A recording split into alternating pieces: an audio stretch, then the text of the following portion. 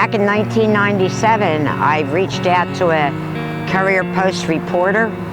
I had seen a mother's picture on the front page that had lost her son, and I had just lost my son, Christian.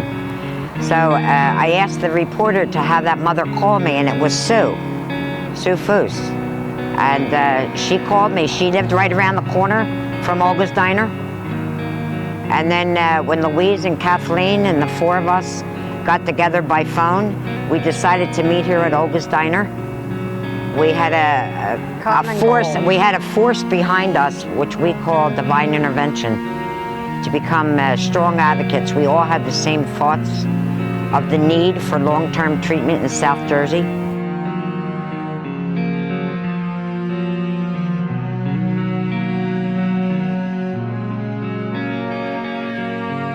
I met Cass, I don't know the exact year, but she brought her son in for treatment. Well, I ran an outpatient program, and he really needed residential. He's strung out on heroin. So we put him on the waiting list to go into Integrity, I think it was.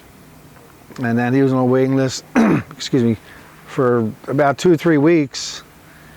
And then he ended up dying of an overdose.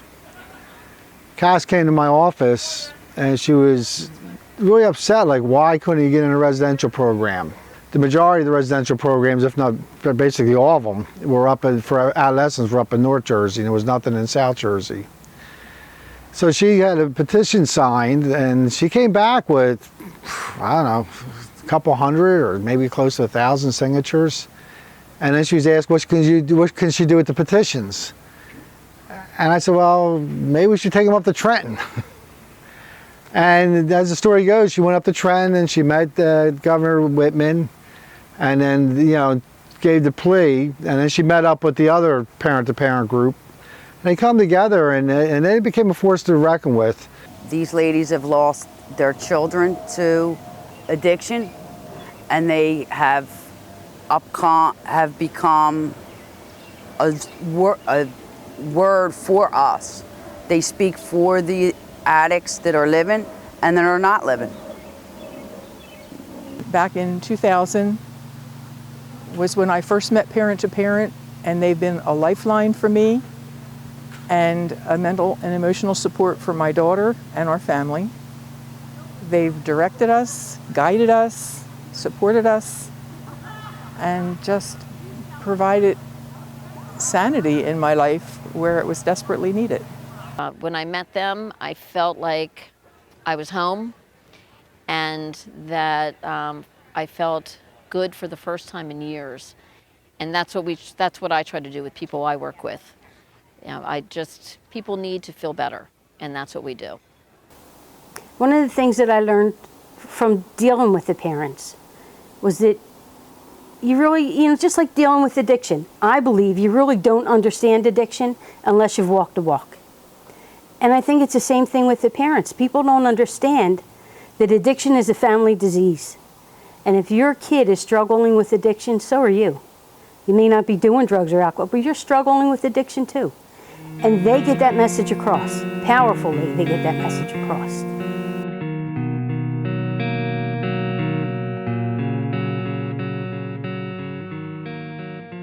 Parent to Parent is important.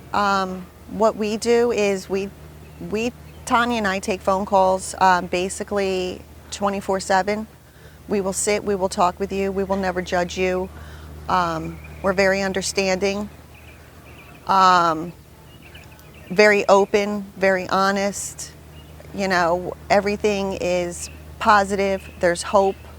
We will help you get information. We will help you get your child treatment. Whatever you asked of us, we are there. And what Parent to Parent does is something unique.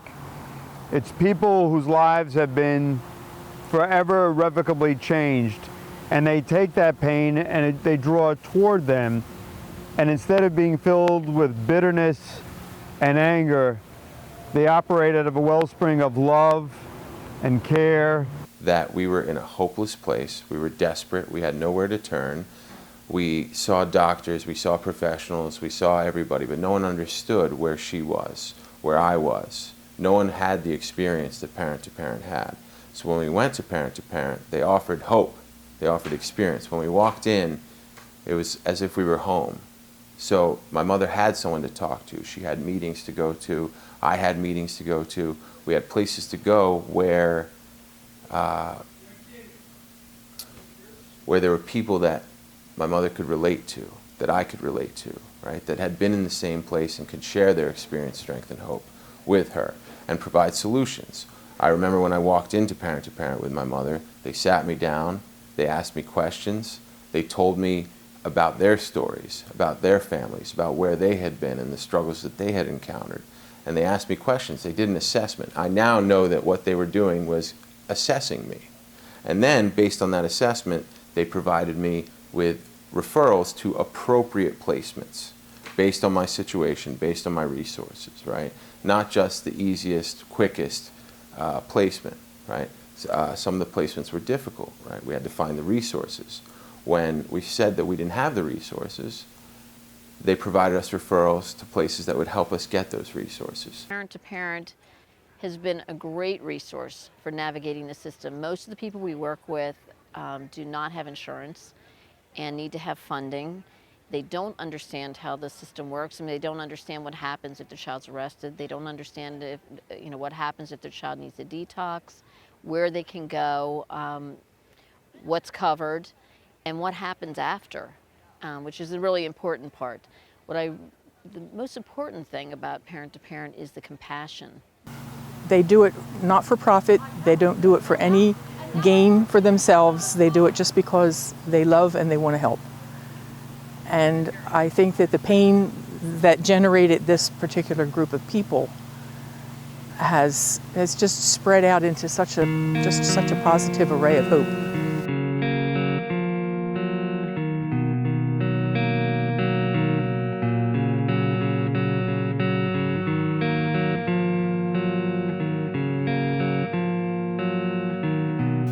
Parent to Parent has went to hell and back to try to get funding and to go up to Trenton and to do whatever they possibly can to make the awareness of this epidemic of heroin overdose out there. And I feel that, they are definitely, if you needed help or you needed somebody to get you into the right direction, it would be Parent to Parent. They have researched and they know every place to go to find. If they don't know the answer, they're going to find it out.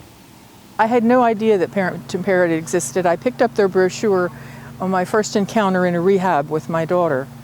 When I finally contacted them, they had suggestions as far as what I could do for rehabilitation services. More specifically, they provided an understanding of what addiction is and how I could or couldn't cope with it, and strategies on how to keep myself healthy. In the end, it worked out very nicely because we have a happy ending to our story. But Parent to Parent is an organization that I've called on repeatedly over the last 10 years. They've always been there, and they've always had something positive to offer me. They advocate for the kids. And when I say kids, understand some of those kids are in their 50s, but they're somebody's kid. So they advocate for them to get into treatment. They make referrals for them to get into treatment. They hunt down beds.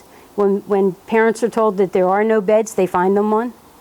They also meet with the parents. They do grief support for parents who have lost their kids to their addiction. They do parent support groups for parents whose kids are still struggling with their addiction. And they don't work 9 to 5. They work whenever somebody needs them. If their phone rings, they answer it. And it doesn't matter if it's 3 o'clock in the morning or 3 o'clock in the afternoon.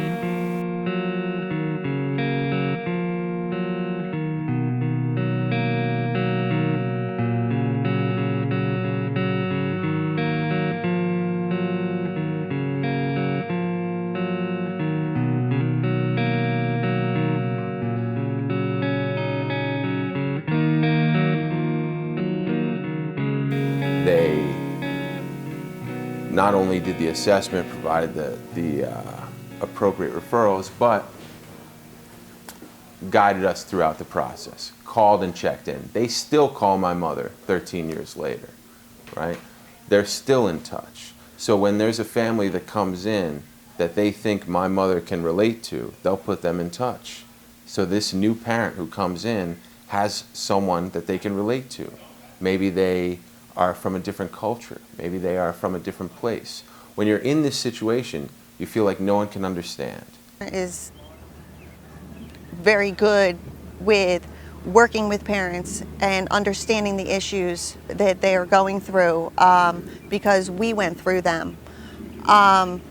You know, I mean, I was there for the years that my child was going through it and not having anybody.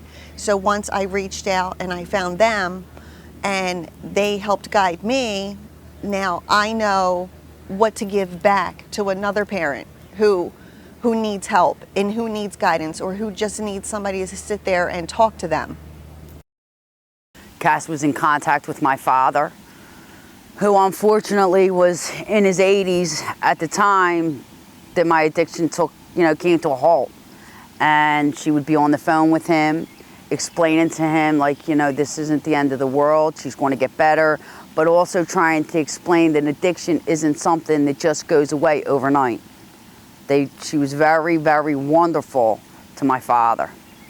Literally, they've saved thousands of lives in New Jersey with the work that they do, because they've gotten funding when no one else could. As providers, when we would go and fight for funding, it was sort of considered like self-serving. But when moms went and talked about the need for funding because their kids were dying, the state had to hear them. So it brought a whole different perspective to funding, and eventually a whole lot more money down to South Jersey. They just sit by the phones and they talk to people, and they've networked and they know people in the state and they know facilities and they know where to direct you. So, but they don't have any way of maintaining themselves. So if there was funding available, I think it would be a great thing. This is an organization that needs to prosper, and they definitely need help. They're four wonderful ladies that I'd be quite honest with you, I don't know if I could do it. If I lost my kid, and I don't have children, if I lost a child of mine, and be as strong as they are today. At the time, I was probably working in the field for over 30 years, and I sat on different committees up in Trenton, sat on the different committees with the trade organization, Associated Treatment Providers, and of course we're always asking, trying to get more money. Over the years, the drug problem just grew and grew. And we got the same story, we're looking for money for our programs. Yeah, we were. We needed more treatment. I was really surprised. She went up to a PAC meeting, and I'd say it's an advisory committee to the assistant commissioner. And within 5 minutes, they gave their plea. Within 5 minutes, they got a commitment to funding for South Jersey.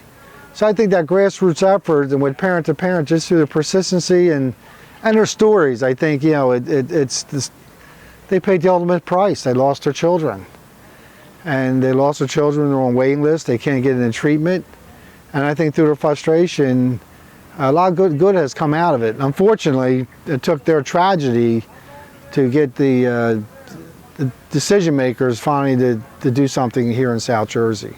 They build relationships in this world where other people feel uncomfortable. So the movement right now about removing this stigma, which is all over Washington, it's all over the country, and I've seen it in other places in the world, doing behavioral health care work, right? Consulting, interventions, right? Helping people, assessing people, finding them the appropriate placements. Parent to Parent are the pioneers of this. They've been doing this for years, and they've been doing it for nothing. They're saints and they're heroes. Parent to Parent continues to advocate for more capacity of treatment beds in the state of New Jersey. And our kids are dying every day. We don't have detox, we don't have treatment beds, and we will continue to have our voices heard. Our children don't have their voices. Sue, Louise, or my son don't have their voices, so we will be their voice, and for all the other children that have died from the disease of addiction.